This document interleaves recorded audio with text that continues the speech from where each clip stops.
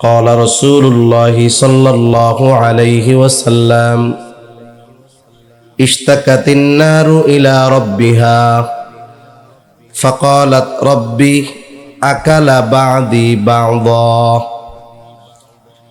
রাসূলুল্লাহ সাল্লাল্লাহু আলাইহি ওয়াসাল্লাম বলেন, আগুন আল্লাহ তাআলার কাছে এই ব্যাপারে অভিযোগ করলো যে আল্লাহ ও আমার রব, আমার এক অংশ আরেক অংশকে খেয়ে ফেলতেছে। ফাআদিনা লাহা বিনাফসাইন, আল্লাহ তাআলা তাকে দুইটা শ্বাস ছাড়ার অনুমতি প্রদান করলেন। নাফাসিং ফিশ শিতাই ওয়া নাফাসিং ফিস সাইফ, একটা শ্বাস সে গ্রীষ্মকালে ছাড়ে, আর একটা শ্বাস সে শীতের সময় ছাড়ে। নবীজি বলেন, এই জন্যই তোমাদের ঠান্ডা এবং গরম অনুভব হয়। তাহলে হাদিসের আলোকে নবীজির পবিত্র জবান দ্বারা জানা গেল, মূলত এই ঠান্ডা এবং গরমের উৎস হলো জাহান্নাম। জাহান্নামের মধ্যে শুধুই যে আগুন তা না, ওই জায়গায় আগুনের তীব্রতাও যেমন, ঠান্ডার তীব্রতাও তেমন। আমাদের দেশে স্বাভাবিক 5-6 ডিগ্রি ঠান্ডা যদি কখনো পড়ে আমরা শেষ হয়ে যাব। স্বাভাবিক 7-8 ডিগ্রি, 10 ডিগ্রি, 12 ডিগ্রি ঠান্ডা পড়ে, এতে আমাদের অবস্থা খারাপ। অথচ পৃথিবীর অনেক দেশে -ডিগ্রি ঠান্ডা পড়ে। ওই ঠান্ডার তীব্রতা যত বাড়ে, ওই সব জায়গায় বসবাস করা, বেঁচে থাকা তত কঠিন হয়। এজন্য হাদিসের আলোকে নবীজি জানায় দিলেন, গরম এবং ঠান্ডা এই দুইটার উৎস হলো জাহান্নাম। এখন এই যে প্রচণ্ড গরম, আমরা জানলাম উৎস জাহান্নাম, এটা হলো কোরআন সুন্নাহর আলোকে জানা গেল। এখন আসেন, তীব্র গরম যে পড়তেছে এই ব্যাপারে স্বাভাবিক বিষয় কি বলে, বিজ্ঞান কি বলে। যারা আবহাওয়াবিদ, ঢাকা ইউনিভার্সিটির একজন ব্যক্তি, তিনি বলতেছেন এতটা তাপপ্রবাহ গরম পড়ার অন্যতম কারণ হলো প্রতি বছর যেই পরিমাণ বৃষ্টি হয় তার 10% উপরে হয় এই বৈশাখ জ্যৈষ্ঠ মাসে গ্রীষ্মকালে।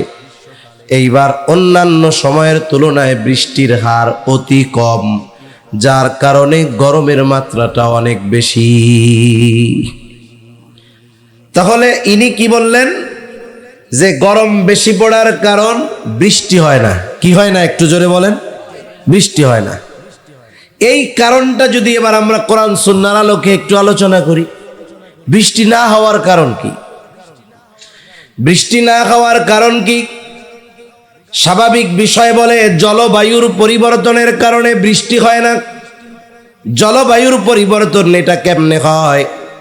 আল্লাহ তাআলা প্রত্যেকটা জিনিসের একটা গতিপথ নির্ধারণ করে দিয়েছেন।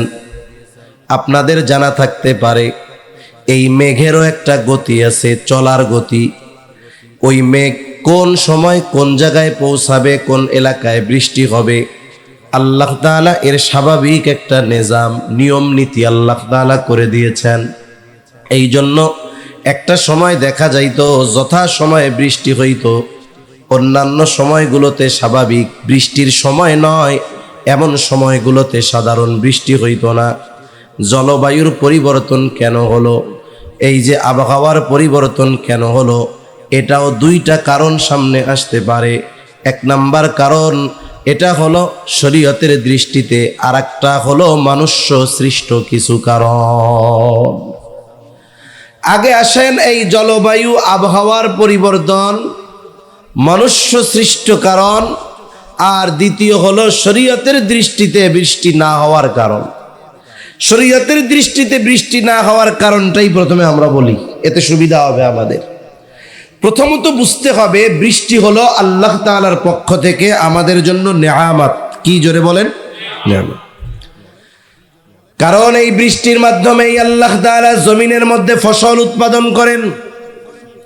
বৃষ্টি তো এমন একটা নেয়ামত, যেই নেয়ামতের অপেক্ষায় ওই মক্কার মুশরিকেরাও থাকতো যে বৃষ্টি আল্লাহ তাআলা দিবেন।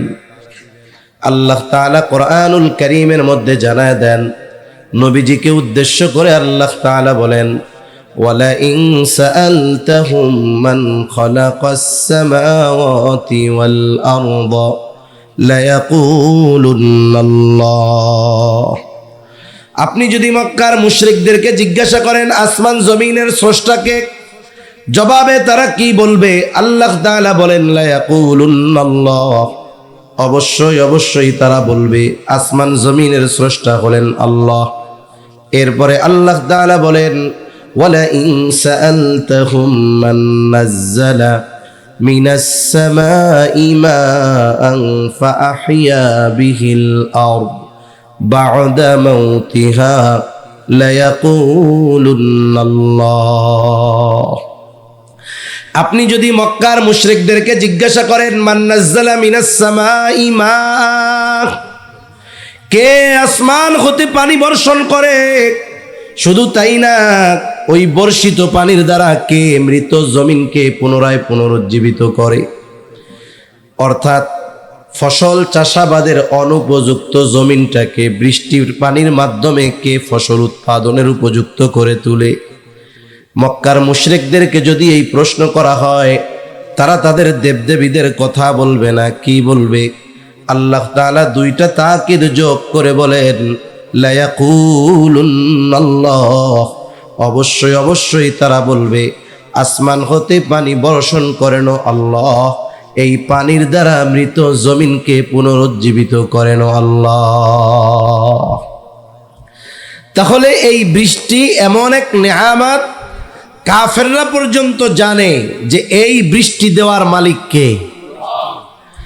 আল্লাহ তাআলা কোরআনুল কারীমের মধ্যে এই জন্য বলেন আল্লাযী জাআলা লাকুমুল আরদা ফিরাশান ওয়াস সামাআ বিনাআ ওয়া আনজালা মিনাস সামাই মাআন ফাআহইয়া বিহিল আরদ। আল্লাহ রাব্বুল আলামিন বলেন আল্লাযী জাআলা লাকুমুল আরদা ফিরাশা, আমি জমিনকে তোমাদের জন্য বিছানা স্বরূপ বানিয়েছি।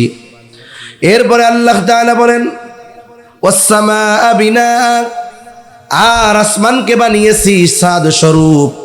এরপরে আল্লাহ তাআলা বলেন ফাআখরাজা বিহি মিনাস সামারাতি রিজকান লাকুম। আল্লাহ রাব্বুল আলামিন বলেন ওয়া আনজালা মিনাস সামাই মাআন ফাআখরাজা বিহি মিনাস সামারাতি রিজকান লাকুম ফালা তাজআলু লিল্লাহি আনদাদান ওয়া আনতুম তা'লামুন। আল্লাহ তাআলা বলেন ওয়া আনজালা মিনাস সামাই মাআ। এরপরে আল্লাহ তাআলা কি করেন? বলে আমি আসমান হতে পানি বর্ষণ করি, এর দ্বারা কি হয়? ফাআখরাজা বিহি মিনাস সামারাতি রিজকান লাকুম, ওই বৃষ্টির পানির দ্বারা তোমাদের জন্য রিজিক, ফলমূল এইগুলাকে আমি আল্লাহ উৎপাদন করি, উৎপন্ন করি। তার মানে বৃষ্টি যদি একেবারে না হয় এই জমিন অনুর্বর হয়ে যাবে, ফসল হবে না, মানুষের রিজিকের ব্যবস্থাও হবে না। তাহলে এই বৃষ্টির মধ্যে আল্লাহ তাআলা আমাদের জন্য রিজিক রেখে দিয়েছেন। এই বৃষ্টি আমাদের জন্য আল্লাহ তাআলার পক্ষ থেকে বড় একটা নেয়ামত। এই বৃষ্টি হচ্ছে না, আমাদের গরমে কষ্ট হইতেছে। মুরব্বীরা অনেকে হয়তো আছেন, ওনাদের সময়ও সূর্য পূব দিক দিয়া উঠতো, পশ্চিম দিকেই ডুবতো, কিন্তু তখন তো এত গরম অনুভূত হইতো না। এখন কেন এরকম হচ্ছে? জলবায়ুর পরিবর্তন কেন হলো? একথাও আল্লাহ তাআলা কোরআনুল কারীমের মধ্যে বলেন যাহারাল ফাসাদু ফিল বাররি ওয়াল বাহরি বিমা কাসাবাত আইদিন নাস লিয়ুযীকাহুম বা'দাল্লাযী আমিলু লাআল্লাহুম ইয়ারজিউন। আল্লাহ রাব্বুল আলামিন বলেন জলে স্থলে যত বিপর্যয় সব এটা মানুষের হাতের কামাই, সব এটা মানুষের উপার্জন। এটা আমরা উপার্জন করেছি আমাদের কর্মের মাধ্যমে। যেমন একটা প্রবাদ আছে, যেমন কর্ম তেমন ফল। আমরা যেমন কর্ম করেছি ওই রকম প্রতিদান আমাদের জন্য আসতেছে। এই জন্য এই যে জল এবং স্থলে যত বিপর্যয় দেখা যায়, জলে হয় কি? বলে জলোচ্ছ্বাস হয়, ভূমিকম্প সুনামি হয়, তারপরে আয়লা হয়, লায়লা হয়, প্লাবনে এলাকার পর এলাকা ভাসায় নিয়ে যায়, বন্যা হয়। স্থলে কি হয়? বলে অতি খরা হয়, অতিবৃষ্টি হয়, অনাবৃষ্টি হয়, ভূমিকম্প হয়।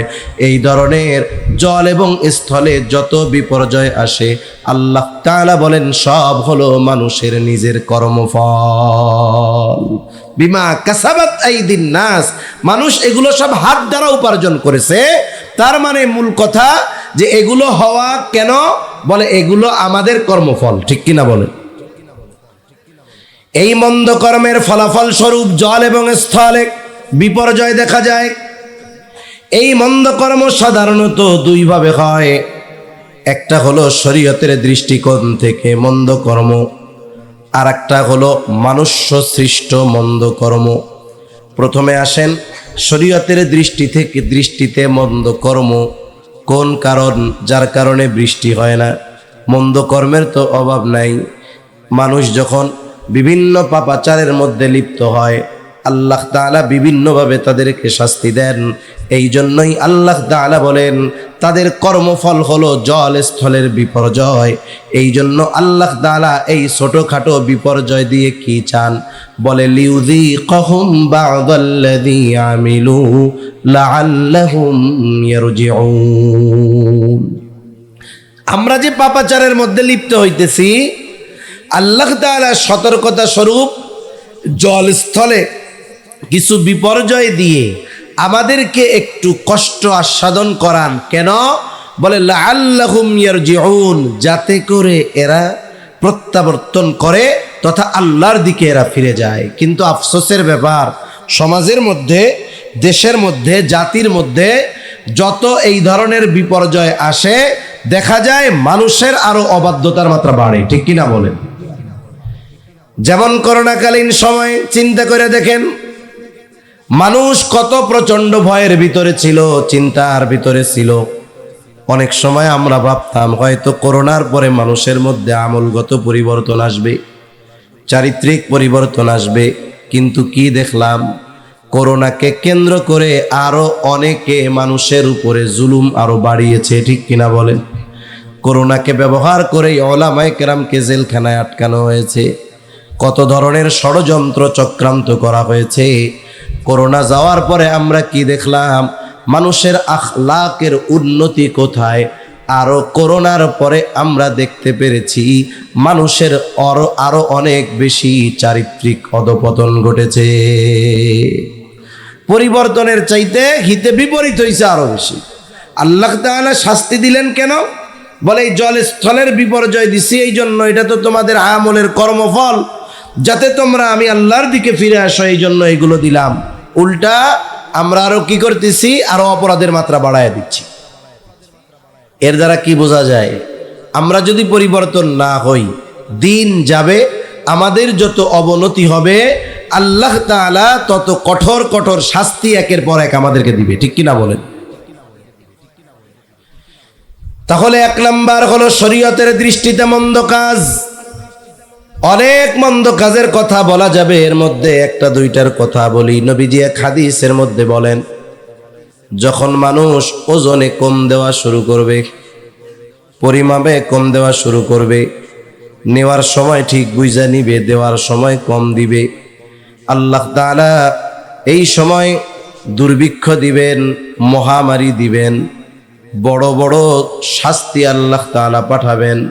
সাথে সাথে এরপরে নবীজি বলেন, মানুষ যখন যাকাত দেওয়া বন্ধ করে দিবে, আল্লাহ তাআলা তখন বৃষ্টি দেওয়া বন্ধ করে দিবে।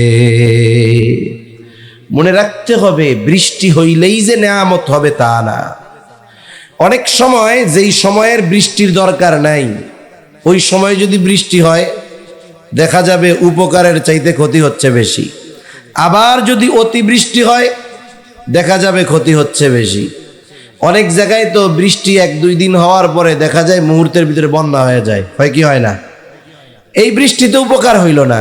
এর দ্বারা উদ্দেশ্য হলো আল্লাহ তাআলা বান্দার জন্য উপকার যেই বৃষ্টি, আল্লাহ তাআলা এটা বন্ধ করে দিবেন।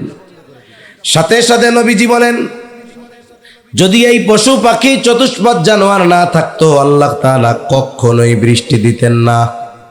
এই জন্য আমাদের পাপের কারণেই মূলত বৃষ্টি বন্ধ, আমাদের পাপের কারণেই মূলত অতি গরম, আমাদের পাপের কারণেই অনাবৃষ্টি। এখন যদি আমরা মন্দ কাজগুলো ছেড়ে দেই, আশা করা যায় আল্লাহ তাআলা যথারীতি যথাসময়ে আবার আল্লাহ তাআলা বৃষ্টি দিবে। আমরা যদি আল্লাহর পথে না আসি, আমরা যদি মুত্তাকি না হই, খোদাভীরুতা অর্জন করে গুনাহ থেকে যদি না বাঁচি, তাহলে আল্লাহ তাআলা আমাদের জন্য বরকত রহমতের দুয়ার খুলবে না। যেমন আল্লাহ তাআলা এক জায়গায় বলেন, ওয়ালাউ আন্না আহলাল কুরা আমানু ওয়াত্তাকাউ লাফাতাহনা আলাইহিম বারাকাতিন মিনাস সামাই ওয়াল আরদ। আল্লাহ তাআলা ঘোষণা দিয়ে জানায় দেন, আমরা যদি ঈমান আনতে পারি, আমরা যদি খোদাভীরুতা অর্জন করতে পারি, মুত্তাকি হতে পারি তথা গুনাহ পাপাচার ছাড়তে পারি, পাপ যদি ছেড়ে দিতে পারি, প্রকৃত ঈমানদার যদি হতে পারি, আল্লাহ তাআলা বলেন লাফাতাহনা আলাইহিম বারাকাতিম মিনাস সামাই ওয়াল আরদ। তাহলে আল্লাহ রাব্বুল আলামিন আমাদের জন্য আসমান এবং জমিনের বরকতের দরজা সমূহ খুলে দিবে। আকাশ থেকে যথাসময়ে বৃষ্টি হবে, জমিন থেকে যথাযথভাবে ফসল উৎপন্ন হবে। কিন্তু বাস্তবতা কি? আমাদের ঈমানেরও কমজোরি, আমাদের তাকওয়া খোদাভীরুতা নাই বললেই চলে, ঠিক কিনা বলেন?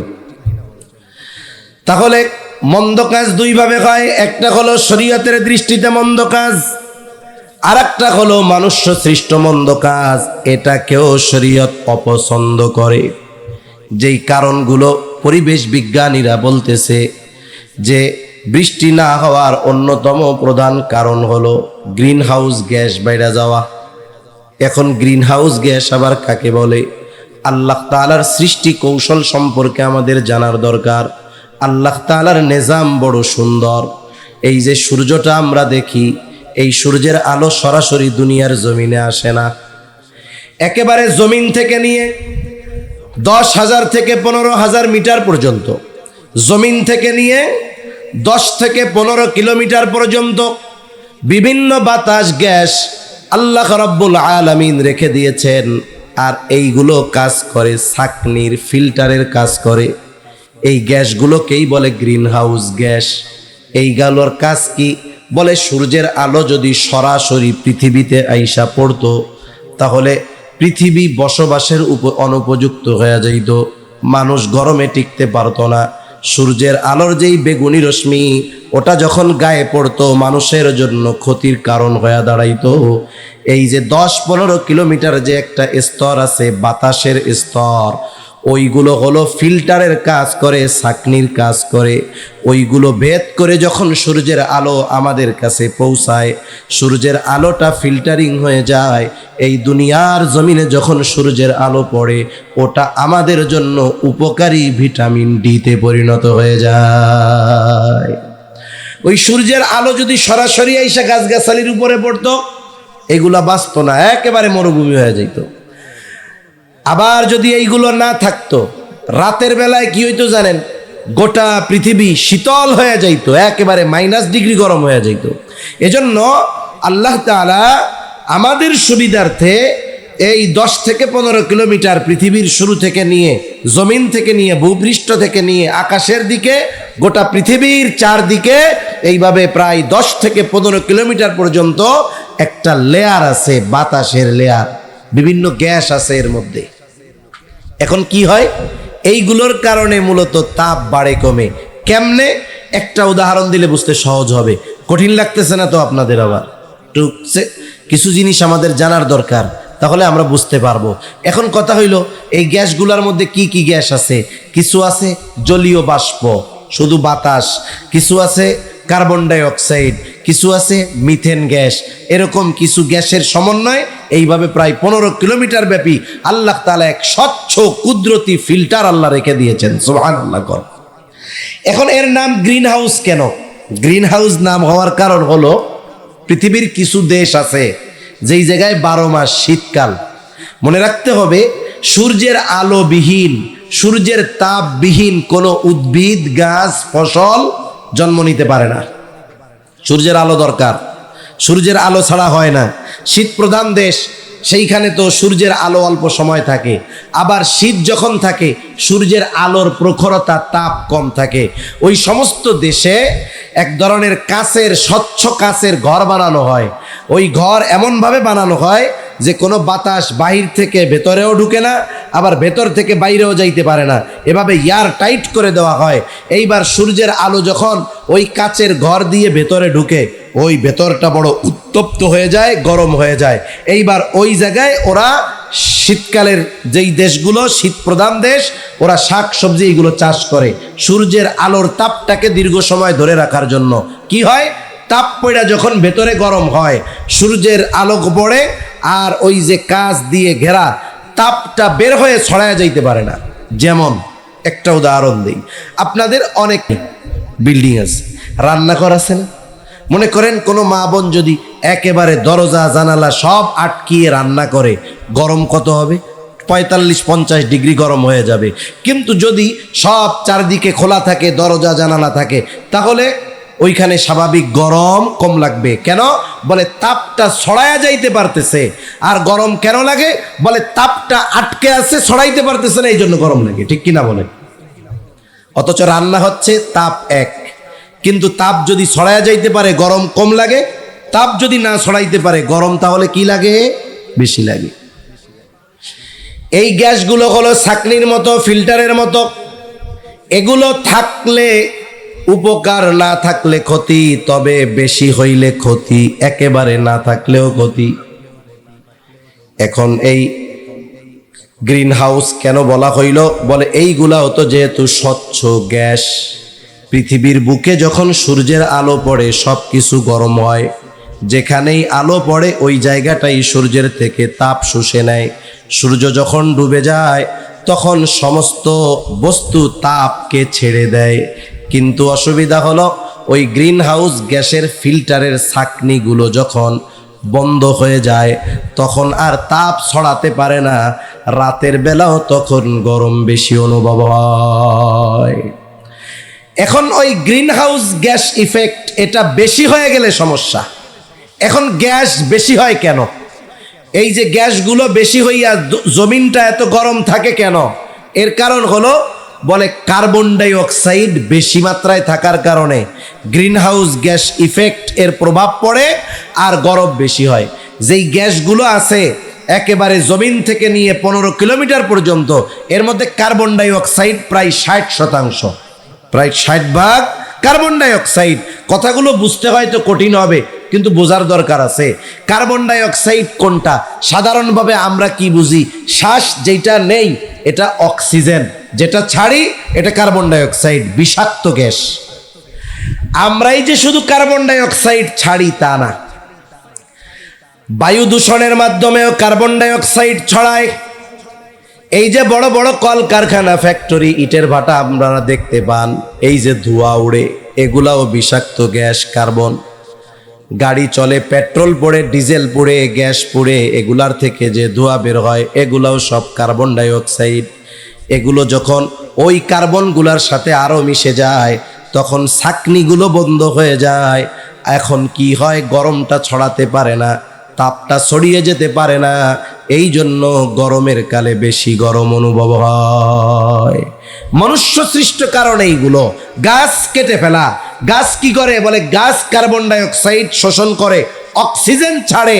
গাছ যখন কমে যাবে, স্বাভাবিক কার্বন ডাই অক্সাইড নেওয়ার বস্তু কমে গেল, অক্সিজেন ছাড়ার বস্তু কমে গেল, তখন আমাদের বিভিন্ন শ্বাস প্রশ্বাসের রোগ হয়, কারো ফুসফুসের কষ্ট হয়, অক্সিজেন সংকট হয়। এজন্য মনুষ্য সৃষ্ট কারণ কি? বলে এই যে অতিমাত্রায় কলকারখানা, গাছগাছালি কেটে ফেলা, বায়ু দূষণ করা, এগুলোর মাধ্যমে মূলত কার্বন ডাই অক্সাইড বাড়ে, আর এর কারণে জমিনের মধ্যে তাপ বাড়তে থাকে। ঠিক কিনা বলেন? সংক্ষেপে অল্প কথা শেষ, বেশি সময় কথা বলবো না আমি। এখন আসেন এগুলা থেকে প্রতিকার পাওয়া যাবে কেমনে? গরম বাড়ার কারণ দুইভাবে জানলাম, শরঈ দৃষ্টিকোণ থেকে, মনুষ্য সৃষ্ট কর্ম থেকে। এখন আসেন আমরা কিভাবে বাঁচতে পারি, কি করলে এই গরম তাপমাত্রা কমে যাবে, আল্লাহ তাআলা আবহাওয়াকে আমাদের জন্য স্বাভাবিক বানায়া দিবে, এটাও আমরা দুইভাবে জানবো। প্রথমত কোরআন সুন্নাহর আলোকে। এক নাম্বার বিষয় যেটা করতে হবে বৃষ্টির জন্য, শীতলতার জন্য, প্রথমত আমাদেরকে নিঃসন্দেহে পবিত্র কোরআনুল কারীমের দিক নির্দেশনা অনুযায়ী পরিপূর্ণভাবে ইসলামের মধ্যে আমাদের দাখিল হতে হবে। আল্লাহ তাআলা কোরআনুল কারীমের মধ্যে বলেন, ইয়া আইয়ুহাল্লাযীনা আমানু দুখুলু ফিস-সিলমি কাফা ওয়া লা তাত্তাবিউ খুতুওয়াতিশ শাইতান ইন্নাহু লাকুম আদুউম মুবিন। আল্লাহ রাব্বুল আলামিন বলেন, হে ঈমানদারেরা, তোমরা পরিপূর্ণভাবে ইসলামের মধ্যে অন্তর্ভুক্ত হয়ে যাও। উদখুলু ফিস-সিলমি কাফা, পরিপূর্ণভাবে ইসলামের মধ্যে তোমরা দাখিল হয়ে যাও, অন্তর্ভুক্ত হয়ে যাও। ওয়ালা তাত্তাবিউ খুতুওয়াতিশ শাইতান, তোমরা শয়তানের পদাঙ্ক অনুসরণ করো না। ইন্নাহু লাকুম আদুউম মুবিন, শয়তান তোমাদের জন্য হইল প্রকাশ্য দুশমন। এখন কথা হইল, ইসলামের ভিতরে পরিপূর্ণ কেন অন্তর্ভুক্ত হতে হবে? বাস্তবতা হলো, ইসলাম যেমন পরিপূর্ণ জীবন ব্যবস্থা, আমরা যদি ওই পরিপূর্ণ জীবন ব্যবস্থার আলোকে আমাদের জীবন চালাতে পারি, আল্লাহ তাআলা তাহলে আমাদেরকে পরিপূর্ণ নেয়ামত দান করবে। আমরা যতক্ষণ ইসলামের মধ্যে পরিপূর্ণ প্রবেশ না করব, ততক্ষণ পর্যন্ত আল্লাহ তাআলার পক্ষ থেকে পরিপূর্ণ নিয়ামত আসবে না। কেন আসবে না? আল্লাহ তাআলা কোরআনুল কারীমের মধ্যে বলেন, আল-ইয়াউমা আকমালতু লাকুম দীনাকুম ওয়া আতমামতু আলাইকুম নি'মাতি ওয়া রাদিতু লাকুমুল ইসলাম দীনা। আল্লাহ তাআলা কোরআনুল কারীমের মধ্যে বলেন, আজকে আমি তোমাদের জন্য তোমাদের দ্বীনকে পরিপূর্ণ করে দিলাম। আল-ইয়াউমা আকমালতু লাকুম দীনাকুম, আমি তোমাদের জন্য তোমাদের দ্বীনকে পরিপূর্ণ করে দিলাম। বিদায় হজে আরাফার ময়দানে নবীজির কাছে আল্লাহ তাআলা এই ফরমান পাঠায় জানায়া দিলেন যে আজকে আমি তোমাদের জন্য তোমাদের দ্বীনকে পরিপূর্ণ করলাম। আল-ইয়াউমা আকমালতু লাকুম দীনাকুম, শুধু দিন পরিপূর্ণ করলাম তা নয়, ওয়া আতমামতু আলাইকুম নি'মাতি, আমি তোমাদের জন্য আমার নেয়ামত সমূহ পরিপূর্ণ করে দিলাম। এইখানেই মূল কথাটা। দিন শব্দের অর্থ হলো জীবন ব্যবস্থা। তার মানে আমরা কিভাবে আমাদের এই গোটা হায়াত পরিচালনা করব, এই ব্যাপারে আল্লাহ তাআলার পক্ষ থেকে পূর্ণ নির্দেশনা আছে না নাই? আমাদের জীবন ব্যবস্থা পরিচালনার জন্য যা দরকার সব পরিপূর্ণ। আর যখন ওই পরিপূর্ণ জীবন ব্যবস্থা আমরা মেনে নিব, পরিপূর্ণভাবে যখন ইসলাম আমরা মেনে নিব, কারণ আমাদের জন্য দিন হলো ইসলাম। ওয়ারাদিতু লাকুমুল ইসলাম দীনা, আর ইসলামকে তোমাদের জন্য দিন হিসাবে মনোনীত করলাম। তার মানে আমাদের জীবন ব্যবস্থায় যখন পরিপূর্ণভাবে ইসলাম থাকবে, আমরা যখন পরিপূর্ণভাবে ইসলামের উপরে চলব, আল্লাহ তাআলাও পরিপূর্ণ নিয়ামত আমাদেরকে দান করবে।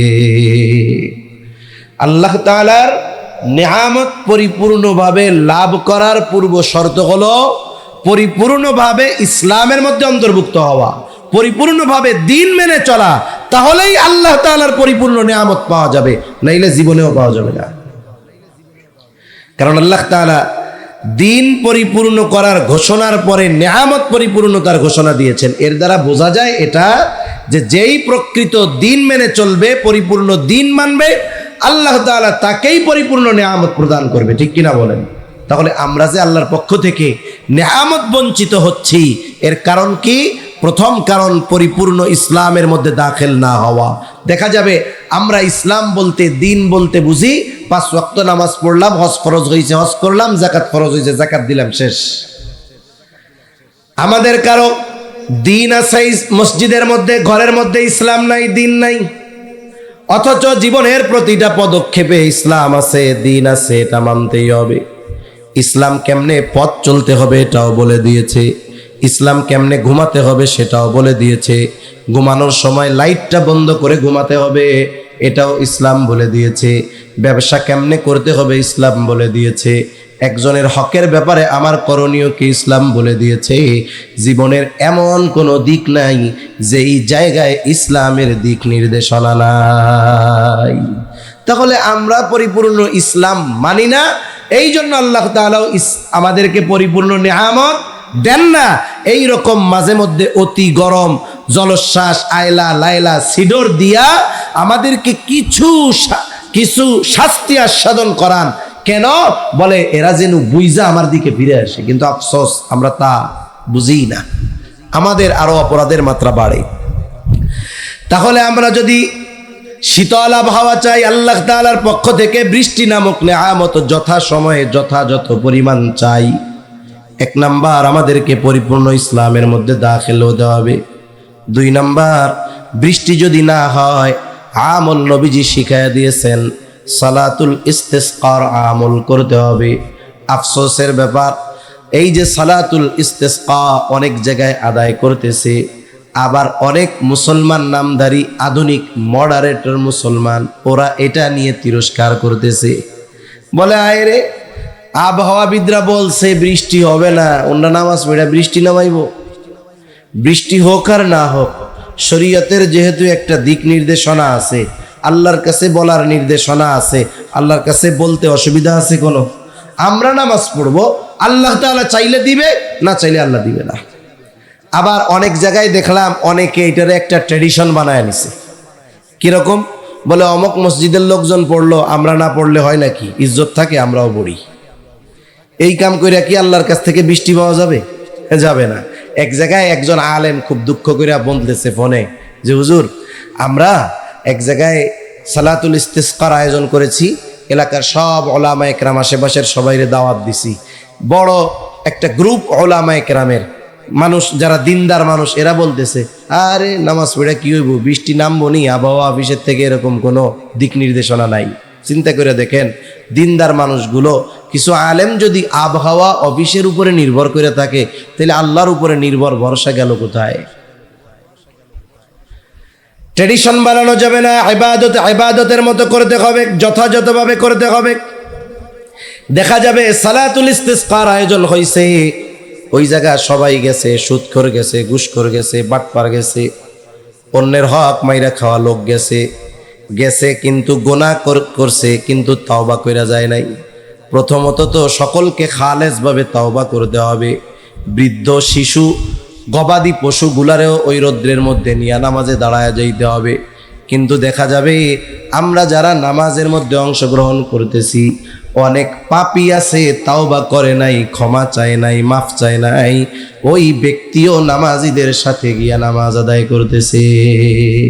কিন্তু প্রথম শর্ত কি? যারা যাবে সকলকে খালেসভাবে তাওবা করতে হবে, গুনাহ থেকে মাফ চাইতে হবে। যেমন মুসা আলাইহিস সালামের সময় বৃষ্টি হয় না, পয়গম্বর মুসা আলাইহিস সালাম মানুষদেরকে নিয়ে সালাতুল ইস্তিসকা আদায় করবে, এখন নামাজ তো পড়ছে, বৃষ্টি হয় না। আল্লাহ তাআলা মুসা আলাইহিস সালামকে জানায় দিলেন এইখানে যারা আছে এদের মধ্যে একজন গুনাহগার আছে, পাপী আছে, যার কারণে বৃষ্টি হচ্ছে না। মুসা আলাইহিস সালামও জানায় দিলেন যে তোমাদের মধ্যে একজন আছে পাপী, যার কারণে বৃষ্টি হচ্ছে না। এইবার লোকটার মধ্যে চিন্তা ভয় চলে আসছে। সে আল্লাহ তাআলার কাছে বলতেছে, আল্লাহ রে, এতকাল আমার গুনাহ গোপন রেখা দিলেন, আজকে যদি আমার গুনাহ মানুষের সামনে ফাঁস হয়ে যায়, লজ্জিত হয়ে যাব। ওই লোকটা দিলে আল্লাহ তাআলার কাছে খালেস তাওবা করলো। এইবার আল্লাহ রাব্বুল আলামিন ওই যে বৃষ্টি হইতেছে না, এই লোকটাও যখন তাওবা করলো, ওই জামাতে আর কোনো গুনাহগার নাই, সব তাওবা করছে খালেসভাবে। আল্লাহ তাআলা এই কারণে তাদের উপরে যথাযথ পরিমাণ বৃষ্টি আল্লাহ দিয়ে দিল। এই জন্য ট্র্যাডিশন বানাইলে হবে না। ইবাদতকে যদি ইবাদতের মতো না করা হয়, ওই ইবাদত আল্লাহর কাছে কবুল হবে না, ওই ইবাদতের দ্বারা ফায়দা পাওয়া যাবে না। তখন কি হবে? তখন ইসলাম বিদ্বেষীরা এগুলোর নিয়ে মজা করবে, ঠিক কিনা বলেন? এজন্য যে কোনো জিনিস করার আগে বিজ্ঞ উলামা ইকরামের তত্ত্বাবধানে পরামর্শ সাপেক্ষে সুন্দরভাবে বিষয়গুলো করার দরকার। আবার আফসোস লাগে, দেখেন অনেক জায়গায় দেখলাম সালাতুল ইস্তিসকার অনুমতিও দিতে চায় না। খুব ফলাও করে প্রচার হলো ঢাকা ইউনিভার্সিটির মধ্যে সালাতুল ইস্তিসকা হবে। আমরাও চিন্তা করলাম যাক হোক, কিন্তু একদিন পরে দেখা গেল আবার ঘোষণা, অনাকাঙ্ক্ষিত কারণে সালাতুল ইস্তিসকা সম্ভব নয়। আসলে বিষয়টা হলো ঢাকা ইউনিভার্সিটির মধ্যে ইসলাম পালন এটা কঠিন হয়ে দাঁড়াইছে। আমরা যদি শুধু এইটা মনে করি যে শুধু ঢাকা ইউনিভার্সিটির মধ্যে মনে হয় ইসলাম পালন কঠিন হচ্ছে, তা নয়। সময় গড়াতে দেন, একটা সময় দেখবেন এই 92% মুসলমানের দেশেও পরিপূর্ণভাবে ইসলাম মান্য করা হয়তো কঠিন হয়ে যাবে। এজন্য মুসলমানদের সচেষ্ট সতর্ক থাকার দরকার। আগামী প্রজন্মকে ইসলাম শূন্য করার এক গভীর ষড়যন্ত্র চলতেছে বিভিন্নভাবে। কত পদ্ধতিতে যে আসবে, কত পথ দিয়ে যে ষড়যন্ত্রগুলো আসবে, এ পথগুলো নির্ণয় করা আমাদের জন্য কঠিন হয়ে যাবে। কিছু কিছু সময় পাঠ্যপুস্তকের মধ্যে গল্প ঢুকায় দেয়। যেমন গল্প তো অনেকগুলাই আছে, সবচাইতে বেশি প্রসিদ্ধি যেটা লাভ করেছে শরীফ শরীফার গল্প। আফসোস লাগে, একজন মূর্খ মানুষ যে লেখাপড়া জানে না, ওরেও যদি গল্পটা বুঝায় বলা হয়, ও বুঝবে যে এই গল্পের মধ্যে ষড়যন্ত্র আছে, ঠিক কিনা বলেন? কিন্তু আমাদের দেশে কয়েকজন বিজ্ঞ লোককে তদন্ত কমিটি করে এই গল্পের কি অসারতা এটা বের করার জন্য দায়িত্ব দেওয়া হইল। এর মধ্যে একজন আলেমও ছিলেন। আমি বুঝলাম না, যেগুলো আওয়াম ওগুলো নাইলে বাটপার, ওগুলো নাইলে ইসলাম বিদ্বেষী, কিন্তু একজন আলেম, তার চোখে এই গল্পের মধ্যে কোনো অসারতা বলে পড়ে নাই। এজন্য পাঠ্যপুস্তকে গল্পটাকে বহাল রেখে দিছে। এটার দ্বারা আমাদের সন্তানদেরকে গভীর এক ষড়যন্ত্র করে ইসলাম বিমুখ করার, সমকামী করার এবং লাজ লজ্জা অশ্লীলতার প্রচার প্রসার করার এবং আমাদের সন্তানদেরকে এক অনৈতিক পরিবেশের মুখোমুখি ঠেলে দেওয়ার অপচেষ্টা করতেছে, ঠিক কিনা বলেন? এরপরে কয়েকদিন শুনতেছি স্কুল কলেজের ক্লাস শুক্রবারেও চালু রাখবে। মনে রাখবেন যে এক এলাকায় শুধু মুহাম্মাদুর রাসূলুল্লাহ আসে নাই, ওই এলাকায় আবু জেহেলও ছিল, ঠিক কিনা বলেন? এজন্য চট্টগ্রামে শুধু বুজুর্গ ওলামা একরামই আছে তা না, এখানে অনেক ইবলিসের খলিফাও আছে, ঠিক কিনা বলেন? শুক্রবারের দিন ক্লাস চালু করবে। অনেকে বলতে পারে হুজুর অসুবিধা কোথায়? অসুবিধা তো আছে। এই জুমার দিন ইসলামের জন্য, মুসলমানদের জন্য একটি গুরুত্বপূর্ণ দিন, ঠিক কিনা বলেন? মানুষ যত কিছুই করুক না কেন, এই জুমার নামাজ মুসলমানদের অন্যতম একটি শেয়ার নিদর্শন। যেই মানুষটা শয়তানের ধোকায় পড়ে সারা বছর নামাজ পড়ে না, 5 ওয়াক্ত নামাজ পড়ে না, ওই লোকটাও জুমার দিন কমপক্ষে 2 রাকাত নামাজ পড়ার জন্য মসজিদে আসে, ঠিক কিনা বলেন? একটু আগে আসে, খতিব সাহেব যেই বয়ান দেন, কিছু দ্বীনি কথা, দিক নির্দেশনামূলক কথা শুনে শহরের মধ্যে বাবা তার ছেলেকে নিয়ে জুমার দিন আগে আগে মসজিদে আসে। এই যে সন্তানগুলো কমপক্ষে সপ্তাহে 1 দিন নামাজ পড়তে আসে, এটাও কিন্তু ইসলাম বিদ্বেষীদের ভালো লাগতেছে না। ওরা এই নামাজ বন্ধ করে দিতে চায়। আগামী প্রজন্ম এদেরকে মসজিদ বিমুখ যদি করতে পারে, অন্যান্য দিন তো সময় নাই, জুমার দিনটা আসতো, এই দিনটাও যদি বন্ধ করে দিতে পারে, আস্তে আস্তে এদেরকে ইসলাম বিদ্বেষী করে তোলা যাবে, এদের মধ্য থেকে ইসলামকে বের করে দেওয়া যাবে। এরা হয়তো মুরতাদ হবে, না হয় লিবারেল হবে, না হয় একেবারে একনিষ্ঠ সেকুলার হয়ে যাবে, ঠিক কিনা বলেন? জোর করা লাগবে না, চাপায়া দেওয়া লাগবে না। এই ধরনের এক একটা পদক্ষেপ গ্রহণ করে আমাদের আগামী প্রজন্মকে শেষ করে দেওয়ার অপচেষ্টা এই ইসকনের দালালগুলো করতেছে, ঠিক কিনা বলেন? এজন্য আমাদের সচেষ্ট সতর্ক হওয়ার দরকার।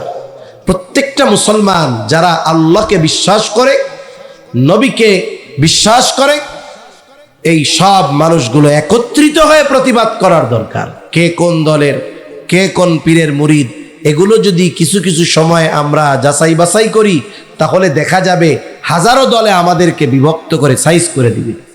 আপনাদের জানা থাকতে পারে যে একটা সিংহ সে এক ঝাঁক ছাগল, গরু অথবা যে কোনো প্রাণীর উপরে হামলা করে না। সে প্রথমে কি করে? ওই এক দল থেকে যে কোনো একটাকে সে পৃথক করে। একসাথে যদি 50টা থাকে, ওরা যদি প্রতিবাদী হয়, সিংহ ভয়ে পালাবে।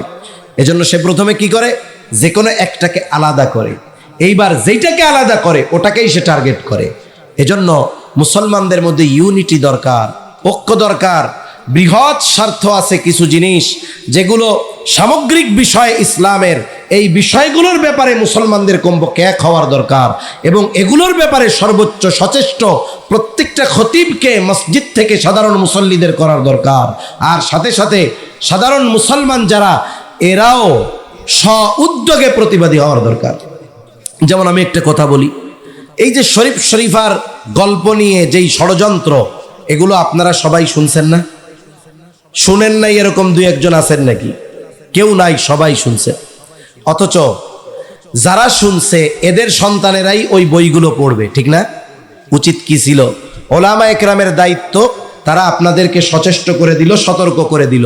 তখন আপনাদের কি দায়িত্ব ছিল? আপনাদের এলাকার সবাই একত্রিত হয়ে, প্রত্যেক মহল্লা থেকে ছাত্রছাত্রীদের অভিভাবকরা একত্রিত হয়ে উচিত ছিল এই বিষয়গুলোর প্রতিবাদ করার। এই বাংলাদেশে যদি প্রত্যেকটা মুসলমান, প্রত্যেকটা স্কুলের স্টুডেন্টদের অভিভাবকরা যদি একদিনে প্রতিবাদ করত, তাহলে এক মাসও লাগতো না, এক সপ্তাহের মধ্যে এই বইগুলো পুনর্মুদ্রণ করে এই অসারতাগুলোকে দূর করা হতো, ঠিক কিনা বলেন? ইসলাম বিদ্বেষীরা কি দেখছে? ওই যে তদন্ত কমিটি গঠন করে রিপোর্ট দিছে কয়েকদিন আগে, এই যে 2-4 মাস এরা কি দেখছে বলেন তো? এই গল্পটা বিশ্লেষণ করতে কি 6 মাস লাগে নাকি?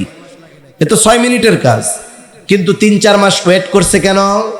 এর পিছনে আপনারা বুঝেন নাই হয়তো। আমরা যে আপনাদের বলছি যে এই গল্পের মধ্যে অসারতা আছে, এই গল্পের মধ্যে এই আছে, আমরা যে বলছি এটা আপনাদের হৃদয় পর্যন্ত পৌঁছাইছে কিনা এটা ওরা আগে পর্যবেক্ষণ করছে।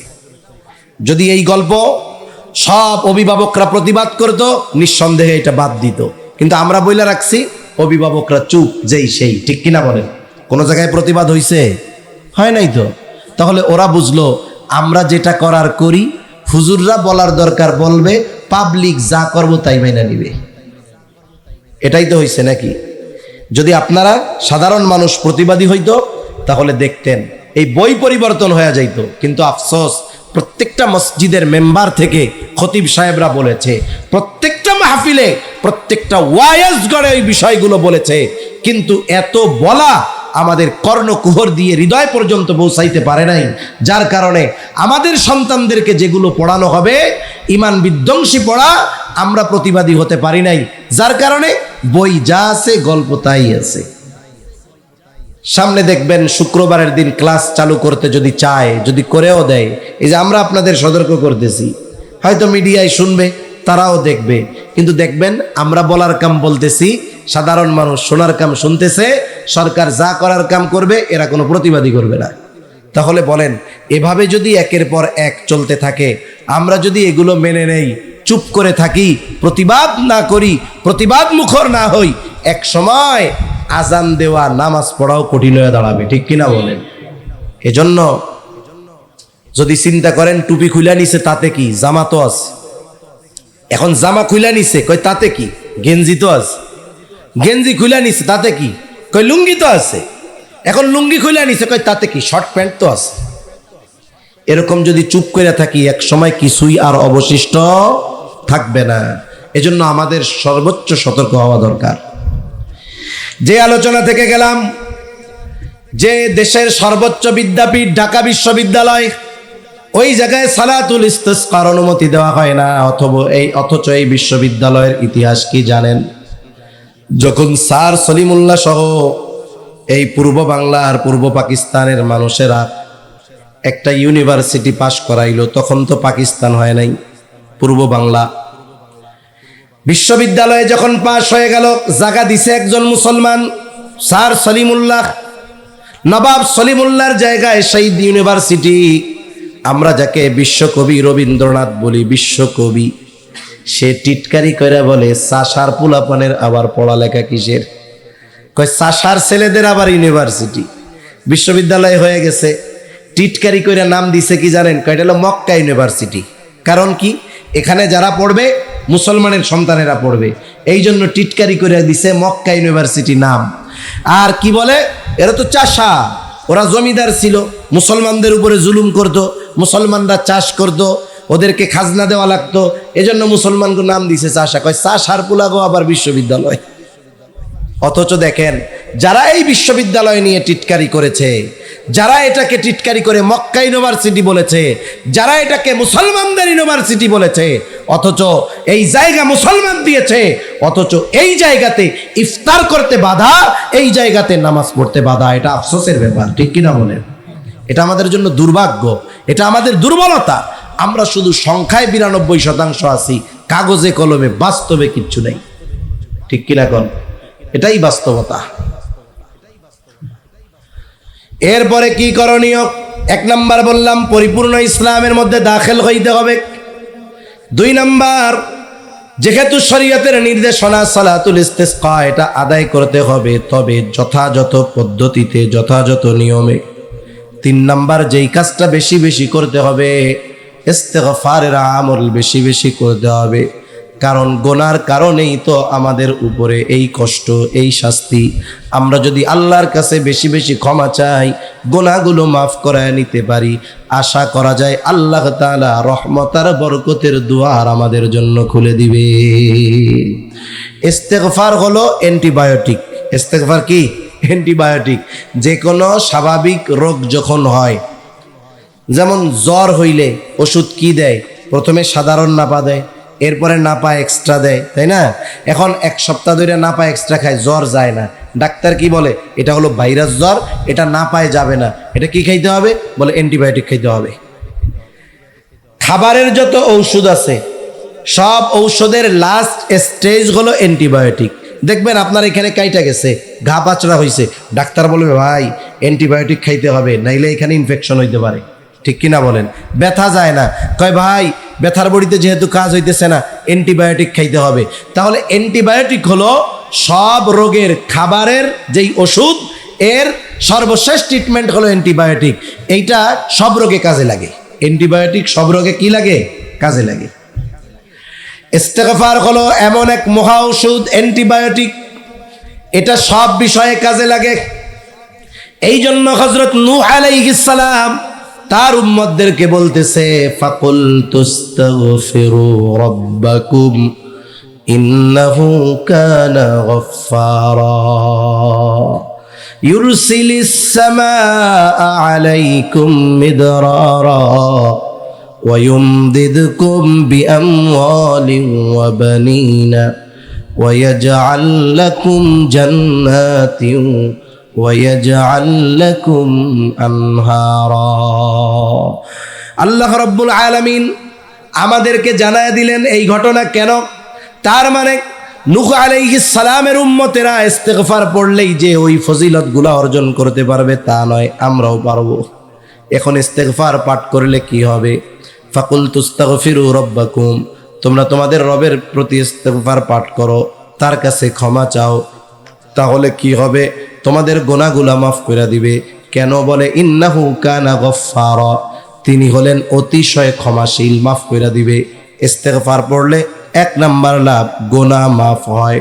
গুনাহ মাফ হইলে আল্লাহ কি করে? হাদিসের মধ্যে আসছে, আল্লাহ যখন বান্দার উপরে খুশি হয় কি করে? যেগুলো করে তার মধ্যে একটা হইলো আল্লাহ তখন বৃষ্টি দেয়। সুবহানাল্লাহ বলেন। আল্লাহ তাআলা এরপরে বলেন, ইউরসিলিস সামাআ আলাইকুম মিদরারা, আল্লাহ তাআলা আসমান হতে বাড়ি বর্ষণ করবে, আল্লাহ তাআলা বৃষ্টি প্রদান করবে ইস্তিগফারের বদৌলতে। ফাকুল তুস্তাগফিরু রাব্বাকুম ইন্নাহু কানা গফফারা ইউরসিলিস সামাআ আলাইকুম মিদরারা ওয়া ইউমদিদকুম বিআমওয়ালিন ওয়া বানিন। আল্লাহ তাআলা এরপরে বলেন, ইস্তিগফারের বদৌলতে আল্লাহ তাআলা সন্তান এবং সম্পদ দ্বারা তোমাদের সাহায্য করবে। যারা ইস্তিগফার পাঠ করে আল্লাহ তাআলা এদের সম্পদ এবং সন্তান দ্বারা দুনিয়া আখিরাত উভয় জাহানে তাদের উপকৃত করে। সুবহানাল্লাহ বলেন। এই সন্তান দুনিয়ায় যেমন কাজে আসবে, আখিরাতেও কাজে আসবে। এই ইস্তিগফার পাঠ করে নেওয়ালার সম্পদ দুনিয়ায় যেমন কাজে আসবে, আখিরাতেও তার কাজে আসবে। সুবহানাল্লাহ বলেন। ওয়া ইয়াজআল লাকুম জান্নাতিন ওয়া ইয়াজআল লাকুম আনহারা, আল্লাহ রাব্বুল আলামিন জান্নাত, এই বৃষ্টি আল্লাহ তাআলা বাগান দিবেন, বাগান নহর দিবেন, তথা কি হবে? বলে পানির প্রবাহ আল্লাহ ঠিক রাখবেন। পানির যথাযথ প্রবাহের উপর অনেক কিছু নির্ভর করে, কিন্তু বাস্তবতা হলো এই আধুনিক সময়ে এসে আমরা আমাদের সুবিধার জন্য পানির প্রবাহকে বাধাগ্রস্ত করে দিচ্ছি, যার কারণে অল্পতেই সিলেটের জকিগঞ্জে কয়েক ঘন্টা বৃষ্টি হয়েছে। বৃষ্টি হওয়ার কয়েক ঘন্টার মধ্যেই এলাকা প্লাবিত হয়ে গেছে, বন্যা হয়ে গেছে, ছোটখাটো বন্যা হয়ে গেছে। এই বন্যাগুলো কেন হয়? আল্লাহ তাআলা প্রত্যেকটা তো একটা নিজাম রাইখা দিছে। আমাদের দেশে যত নদী আছে, বিশেষ করে বেশিরভাগ নদীর উৎস হলো পাহাড়। পাহাড়ের বৃষ্টি থেকে আস্তে আস্তে নদী হয়। এই নদী গিয়া মিশে কোথায়? সাগরে। তাহলে ওই যে বৃষ্টি হবে, পানি আসবে, এর স্বাভাবিক প্রবাহ চলমান থাকবে, সমুদ্রে গিয়ে পানি মিশে যাবে। কিন্তু আমরা কি করছি? আমরা আমাদের সুবিধার্থে বড় বড় ব্রিজ বানাইছি, বড় বড় নদীর উপর দিয়া ব্রিজ হয়েছে, যাতায়াত সুবিধা হয়েছে ঠিক, কিন্তু কি হলো? একটা ব্রিজ হওয়ার কারণে একটা নদী মরুভূমিতে পরিণত হয়ে যায়, নদীর নব্যতা কমে যায়, গভীরতা কমে যায়, যার কারণে কি হয়? চর পড়ে যায়। এখন ওই পাহাড়ি ঢল অনেক হয়েছে, গভীর থাকলে তো পানিটা নিচের দিক যাইতো, যখন গভীরতা নাই সমান, পানি এবার দ্রুততার সাথে চতুর্দিকে ছড়ায়া পড়ে। এই যে হাওড়ের মধ্য দিয়ে রাস্তা হয়েছে, বিগত বছর, তার আগের বছর বিশেষ করে সিলেটে ভয়াবহ বন্যা হয়েছে। বন্যা হয়েছে কি? এগুলো সব পাহাড়ি ঢলের পানি, সিলেটের ওই পাশে সব পাহাড়, পাহাড়ি বৃষ্টির পানি। এখন বন্যা হয়ে গেল কেন? পানি কিন্তু বেশি সময় আটকে থাকে নাই। বলে হাওড়ের মধ্য দিয়ে পানি যে সহজে প্রবাহিত হইতে পারতো, যখন রাস্তা হয়ে গেছে পানি আর স্বাভাবিক গতিতে যাইতে পারে না, আটকে গেছে। ওই যে কিছু সময় যে আটকে থাকছে, ওইটুকুতেই প্লাবিত হয়ে গেছে। মনে করেন আপনার ঘর একতলা ডুবে গেছে, 10 দিন ডুবে থাকে নাই, ডুবে থাকছে 5 মিনিট। এই 5 মিনিট যদি আপনার ঘর একতলা ডুবে যায়, তাহলে আপনার ক্ষতি হইতে কি বাকি থাকবে নাকি? বাকি থাকবে না। এখন আমরাই মূলত এটাকে নষ্ট করে ফেলেছি। যদি আমরা ইস্তেগফার পাঠ বেশি বেশি করতে পারতাম, আল্লাহ তাআলা পানির প্রবাহ যথাযথভাবে রাখতেন, তাহলে এই যে অবস্থা, তাপ প্রবাহ, এগুলো থেকে যদি বাঁচতে হয়, 1 নাম্বার ইসলামের মধ্যে পরিপূর্ণ দাখিল হতে হবে। 2 নাম্বার, যেহেতু বৃষ্টি না হলে সালাতুল ইস্তিসকার শিক্ষা আমাদেরকে নবীজি দিয়েছেন, যথাযথভাবে সেটা করতে হবে। 3 নাম্বার, ইস্তিগফারের আমলটা বাড়ায়া দিতে হবে। নবীজি সাল্লাল্লাহু আলাইহি ওয়াসাল্লাম বলেন, আল্লাহি ইন্নী লা আস্তাগফিরুল্লাহ ওয়া আতুবু ইলাইহি ফিল ইয়াউমি মিআতা মাররাহ। নবীজি সাল্লাল্লাহু আলাইহি ওয়াসাল্লাম বলেন, আমি দৈনিক 100 বার আল্লাহ তাআলার নিকট তওবা ইস্তিগফার করি। আর হাদিসের মধ্যে আসছে, দৈনিক আমি 70 বারের অধিক আল্লাহ তাআলার নিকটে তওবা ইস্তিগফার করি। একজন নবী যার আগে পরের সব গুনাহ আল্লাহ মাফ করে দিয়েছেন, সেই নবী যদি এতবার ইস্তিগফার পাঠ করতে পারে, আমরা নিজের একটু প্রশ্ন করব যে আমি আজকে কয়বার ইস্তিগফার করছি? হিসাব করলে দেখা যাবে সপ্তাহেও 100 বার হয় না, সপ্তাহেও কি 100 বার হয় না। এজন্য ইস্তিগফারের আমল আমরা বেশি বেশি করব। ছোটটাই পড়ি, আস্তাগফিরুল্লাহ আস্তাগফিরুল্লাহ, আর যদি আর একটু বেশি পারি, আস্তাগফিরুল্লাহ আল আযীম ওয়া আতুবু ইলাইহি, এটাও পড়তে পারি। সেজন্য ইস্তিগফারের আমল বেশি বেশি করব। এরপরে যেই কাজটা দুনিয়ায় করব আর একটু বেশি। গরম বেশি পড়ার মূল কারণ বলে 60% কারণ হইল carbon die oxide. Carbon die oxide যদি কমাইতে হয় কি করতে হবে? বলে দূষণ মুষণ তো সব কমাইতে হবে, সাথে সাথে কি করতে হবে? বলে বেশি বেশি গাছ লাগাইতে হবে। কি লাগাইতে হবে? জোরে বলেন। গাছ লাগাতে হবে, কারণ গাছ কার্বন ডাই অক্সাইড শোষণ করে। গাছ লাগানোর ফজিলত, এর হাদিস মুসলিম শরীফের মধ্যে ভরা। নবীজি সাল্লাল্লাহু আলাইহি ওয়াসাল্লাম বলেন, কোন মুসলমান যদি গাছ লাগায়, এই গাছের ফল যদি কেউ খায়, সদকা। পাখি খাইছে, বলে সদকা। চুরি করে একজন খেয়ে ফেলছে, কয় তাও সদকা। সুবহানাল্লাহ। ওই গাছের দ্বারা যদি কেউ উপকৃত হয়, সদকা। ছায়ায় বসছে, সদকা, কোনো অসুবিধা নাই, কিয়ামত পর্যন্ত সে সওয়াব পাইতে থাকবে। এই জন্য আমরা বেশি বেশি বেশি বেশি গাছ লাগাবো, বাড়ির ফাঁকা জায়গাগুলোতে গাছ লাগাবো। এগুলো আমাদের অক্সিজেন দিবে, কার্বন ডাই অক্সাইডকে সে টেনে নিবে। এই জন্য বিজ্ঞানীরাও পরীক্ষা করে দেখছেন, যেই সমস্ত এলাকায় গাছ বেশি, সেই সমস্ত এলাকায় তুলনামূলকভাবে তাপ প্রবাহ কম, তাপ কম, গরম কম। যেই সব এলাকায় গাছ কম, সেই সব এলাকায় তুলনামূলকভাবে তাপ বেশি। এজন্য গাছ লাগাবো। আমি রাস্তার পাশে একটা ফলজ গাছ লাগাইলাম, আম গাছ লাগাইলাম, নিয়ত করে লাগাবো সদকার নিয়তে। পাইলে আমি কিছু খাইলাম তো খাইলাম, যদি না পাই, পাখি যদি খায়, সওয়াব হবে কি হবে না? একজন যদি চুরি করে খাইও ফেলায়, আগের থেকে অ্যাডভান্স মাফ করে দিব, যে সাথে খায় খাক, চুরি করে নিলে খাবে, যা সাদকা। তাহলে কি সে খাইলো সাদকা। এখন ওই ছায়ায় একজন আইসা বসলো, বলে কি হবে? বলে সাদকা। এই গাছ লাগানোর ফজিলত অনেক, এজন্য আমরা বেশি বেশি গাছ লাগাবো।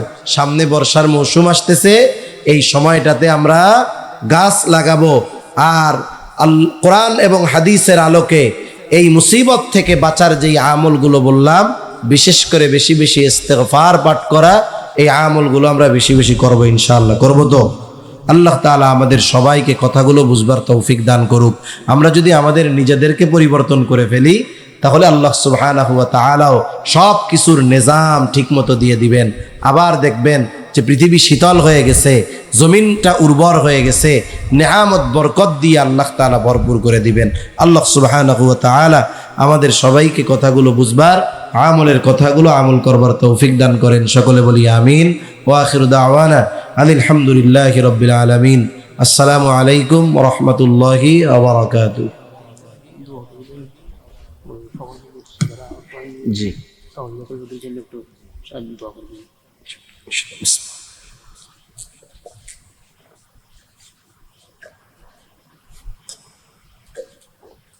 মানে সবাই যে ফায়দা, ফজিলত, সওয়াব, এটা কবরে শুয়ে শুয়েও পাওয়া যাবে।